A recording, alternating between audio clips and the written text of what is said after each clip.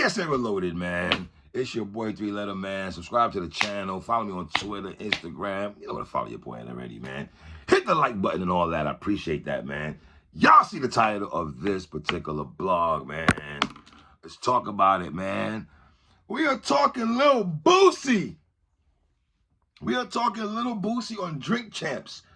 Obviously, last week, when Nori put the clip out on Instagram and indicated to the hip-hop community that Lil Boosie would be one of his guests, all of us was ready for this. Because we just know Lil Boosie gives zero. He don't care. He going to say how he feel, and it is what it is, right? Now, I know a lot of people, when I start talking about the events and some stuff that, you know, the conversation between Nori, EFN, and Lil Boosie, some of y'all are going to go to comments and be like, yo, 3, you ain't know that. He was on Vlad TV. Hold up. I'm not a supporter of Vlad TV like that. I don't watch Vlad like that. I rock with Boosie, but I don't click on Vlad's interviews like that. I really don't. I probably clicked on one interview Boosie was on there, but for the most part, Boosie, when he's on the gram, I'm following what he's doing. So I don't really watch his, and maybe I missed the episode of him talking about certain things that I'm about to talk about now. Now, we already know in my Briz Rothstein voice, this is going to be a crazy one when Boosie's coming up on Drink Champs. Can I go here for a minute? Was this top 10 best episodes ever? I would say that top 10. There's Irv Gotti's of the world. Fat Joe been in like 50 million times. Okay, Fat Joe. But yeah, I did like this episode with Lil Boosie on there, man. You know, we go back to Lil Boosie, the Lil Boosie fade. And a lot of dudes running around here in South Florida with the Boosie fade with Boosie and Webby. I am on a 1-2. He spoke about his films that he's doing and everything like that, acting, directing, and everything like that. Sidebar, I don't know why this came to my mind, though, with the acting, though. Dogs, I gotta be honest, man. Masterpiece, About It movie, that was terrible, man. I'm sorry, Pete. That was bad, dogs. I'm a cop in that. What he crack him with a bat and a watermelon? That was a bad scene, bruh. I try to support all the hood flicks and all, you know, Paper Soldiers and everything back in the day. But About It movie, Dipset movie, like Dipset season, whatever, that was cool. But one thing about Lil Boosie, man, that brother definitely has the gift to gab, man. Instagram beef, we know Boosie was going to turn up. You know, it's our Instagram beef that he's had. Because if I go back to the quarantine days, when the quarantine first started, Boosie was the one that had Instagram lit. So it wasn't before the verses, before Tory Lanez tried to come out here on this 1-2, it was Boosie that was holding us fellas down. I don't know how many Instagram pages did Boosie have. He had a lot, man. He spoke about also the LA streets. And, you know, a lot of times rappers, they live by this code that nobody gonna touch them or say what I want, you know, F your city talk and everything like that. But Boosie let it be known. I mean, he let it be known, you know, he didn't say nothing that we didn't know, but you don't hear this from a lot of rappers, right? Especially a lot of street rappers, because they try to live by this persona that they hard and nothing else, you know, they don't, nothing phases them, so to speak. But like I said, he spoke about the LA streets, about rappers getting robbed in California, right? He spoke about, I don't know if he was joking, but he said when he went to No Jumper, to Adam 22, that somebody stole his truck. Said he went to a strip club and somebody broke into his car or something like that, right? Now, I know Boosie gets a lot of credit for, quote unquote, when he said a lot of rappers get die in a city. I'm glad he's the one that put it out there for the generation to hear that on a platform that he was. I think he was on Vlad when he said that. That's the episode I saw also where he said that on there. But did Boosie really tell us something that we didn't know, that rappers already die in their city? It just hit different, I guess, because when he said it, and the platform he said it, and the subscribers, and how social media now is kind of different now compared to when early 2000s. So everyone's seeing it. Because something Boosie said also that I found very interesting, when he talked about how rappers back in the day, sounds so old, back in the day compared to now in social media, right? when I was coming up, I didn't see Rakim, Public Enemy, EPMD, K Solo, Redman, and then walking around. If you bump into them brothers in the mall, it was like, wow. It was like, wow, I just bumped, like, fam, I remember I was a youngin', and I remember seeing Special Ed walking around Flatbush Avenue. And to me, that was the first rapper I ever seen with my own two eyes, was Special Ed, aimlessly walking around my neighborhood, right? And then when I was on Carlisle, Eastern Parkway in Franklin, I remember seeing Buckshot Shorty walking around like this. Look at you, boy. You know what I'm saying? And Smith & Wesson driving an MPV in the 90s. To me, that was crazy. You know what I'm saying? So the point I'm making, Nori was saying that, back in the day, you didn't get to know everything about the rapper. Now in social media, we know everything. Everything was kind of, up in the hush. You didn't know who he was sleeping with like that. You didn't know where there's certain things you didn't know. It wasn't flashy the way it is now, because social media has played a big part, right? But I think Boosie definitely kept it real that, dogs, it's not safe in those LA streets. It's just not safe in those LA streets. And think about Boosie, man. He's not scared to say it's not an area that's safe for entertainers. PNB Rock, Biggie, Pop Smoke, and a multitude of other rappers that we've lost in the LA streets. This no-fly zone thing they got going on here. It's crazy that own rappers can't even go to certain cities and you got to check in. I never understood this check-in stuff. You got to check in. When you check in for what? Like, I come in to do business. Like, why I got to check in for what? Never really understood those kind of tactics, man. But, it is what it is, And I'm really glad that some of you street dudes, like I said, got to hear Boosie not big up the gang culture and everything like that.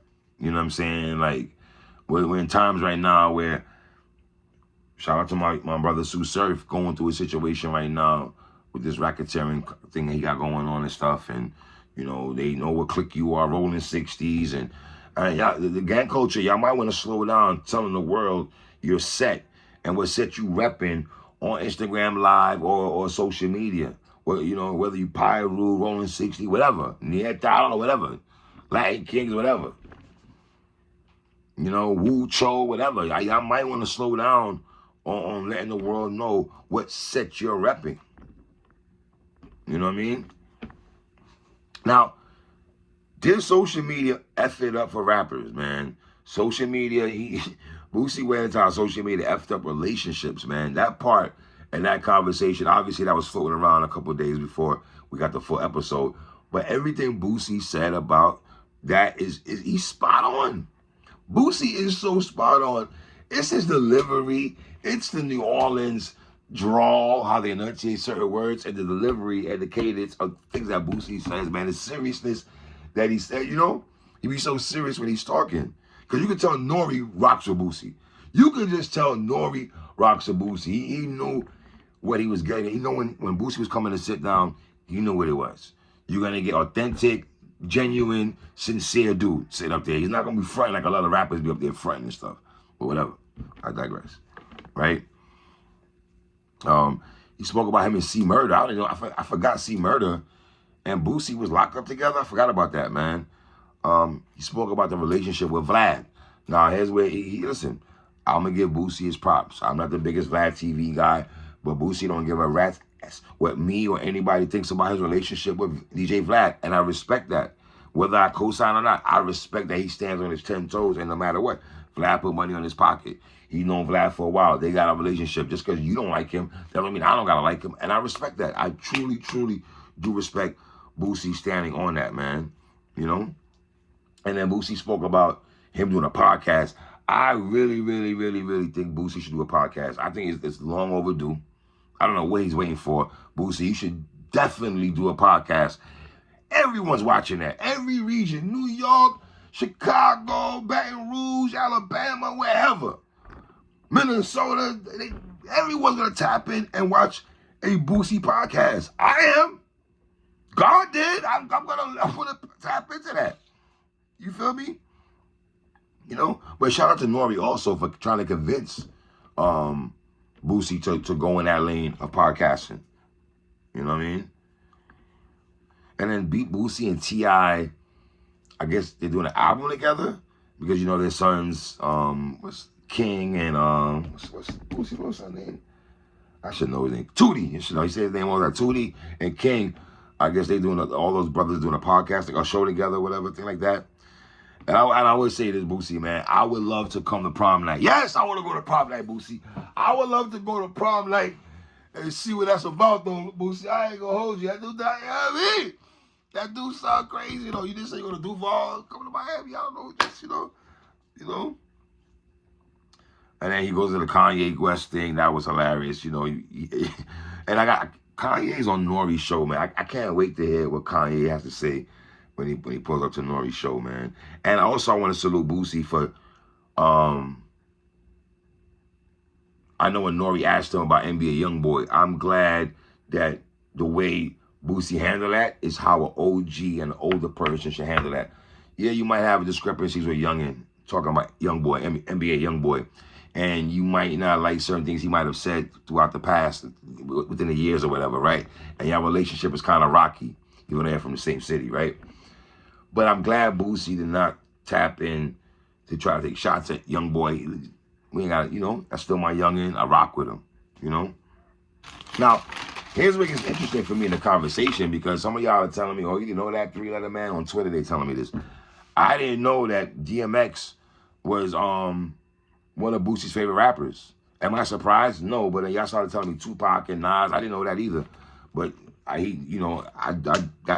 am not surprised Lil Boosie rocks with DMX. Because I'm gonna tell y'all right now, as a New Yorker, I feel because I've lived in the South, I've been around the world, and you speak to other guys from other regions outside of New York, right?